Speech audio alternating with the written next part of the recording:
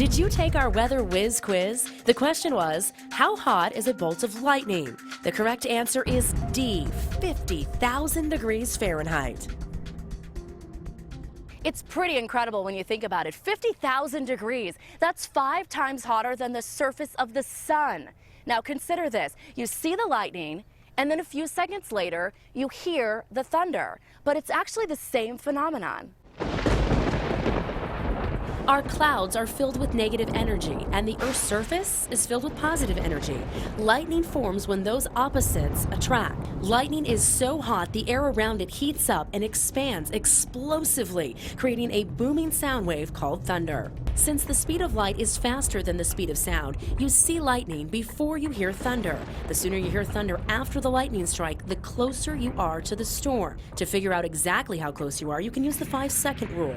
When you see a bolt of lightning, start counting. If you get to 5 and then hear the thunder, the storm is just a mile away. Although we'll see hundreds of thousands of lightning strikes this monsoon, only about 20% of them will hit the ground. Most of the time, lightning occurs within a single cloud or from one cloud to another. Thunderstorms often bring the most important part of the monsoon, rain, and boy, do we need it. Yeah, the problem is our storms can be so isolated that some spots in the valley will get soaked, while other spots are left completely untouched. During the monsoon months of June, July, August, and September, we receive an average of 2.71 inches of rain. That's nearly 1/3 of our average yearly rainfall. Last year's monsoon more than doubled that. It was the wettest monsoon we've had in the last 30 years, with over 6 inches of rain at Phoenix Sky Harbor. And when that rain falls, it falls fast, so fast that our dry desert soils can't take it all in. Streets, washes, and riverbeds quickly fill up with water without much warning. Rain droplets in the clouds can also freeze and stick together, forming hail. As it falls through the clouds, the air temperature warms, which can cause these giant pieces of ice to melt. If they melt all the way, we get rain. Wow. If they don't, it comes down as hail.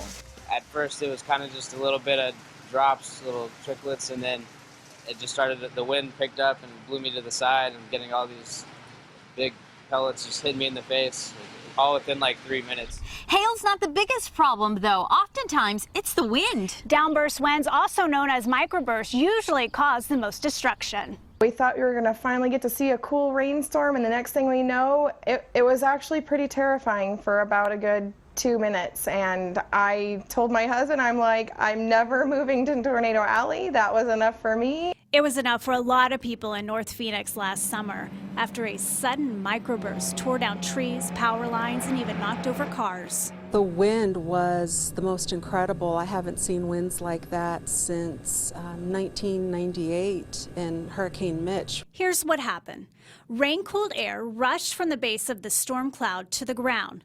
Once that air hit the ground, it spread out equally in all directions and gained speed, creating wind gusts over 100 miles per hour. That's a typical downburst. It's called a microburst when this happens in one small area. It's a threat that we see every monsoon. And those powerful winds can hit very quickly. Things were flipped over and trees were down, power lines were down. Looked like a scene out of The Walking Dead. To stay safe, try to seek shelters as soon as monsoon storms start to pop up. Because our desert landscape is dry and crusty, it doesn't absorb much rain. Instead, that water runs off, leading to destructive or even deadly flooding. I need help. My wife's in the wash. Where is she? I can't help her. I was able to get out, but I can't get her out. She's 2 weeks. The chilling 911 call says it all, and it happens every year. People stuck in floodwaters across the valley. I think my car's going to get washed away. So as I was on the phone with 911, I was like, should I get out of my car? And they said, if you can safely get out and get on your roof, absolutely do it. So that's what I did. Oh, no. It only takes about 2 feet of water to cause most vehicles to float. The power of water to do this is unbelievable. Never try to cross a flooded wash or roadway. A couple people put themselves in some pretty dangerous positions, and it puts us in a dangerous position having to come and rescue people like that. Not only is it dangerous, it could cost you big time. If officials are called out to rescue you, Arizona reserves the right to invoke the state's stupid motorist law. It requires drivers to reimburse the state for the cost of the rescue. So remember, turn around, don't drown. I'm in a car, so I'm not going to risk sitting in water and getting put on the news for bad reasons. Good advice, just don't risk it. And remember, there are a lot of things you could do ahead of time to prepare for our dangerous summer storms. Allison Rodriguez is taking action to show you what to do right now before they hit.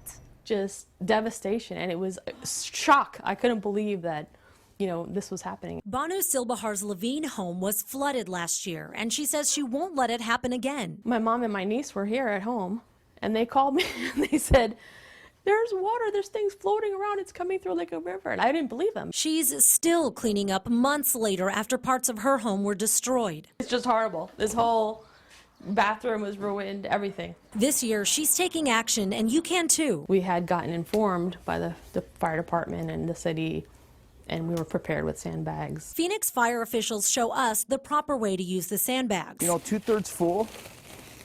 And when you put these down, you lay them like you would a brick. So you start from left to right. Flatten them out first and then put them down where you want to stop the water. As you can see, it flattens out and it gets into all those crevices. You'll want to do 2 or 3 rows of them. Captain Ben Santillan says you should also have an emergency kit prepared with things like food and water, but also some other items you might not think of. You have an emergency supply of medication, just in case you have to get up and leave. And also don't forget your pets. Make sure you have a backup bag or something food for your pets. Another tip to help you get monsoon ready is to clean out your gutters on your home. A lot of times during the year, these can accumulate a lot of gunk and other garbage inside of there. So cleaning those out and staying on top of that is going to be essential to being monsoon ready. Reporting in Levine, Allison Rodriguez, ABC 15 News.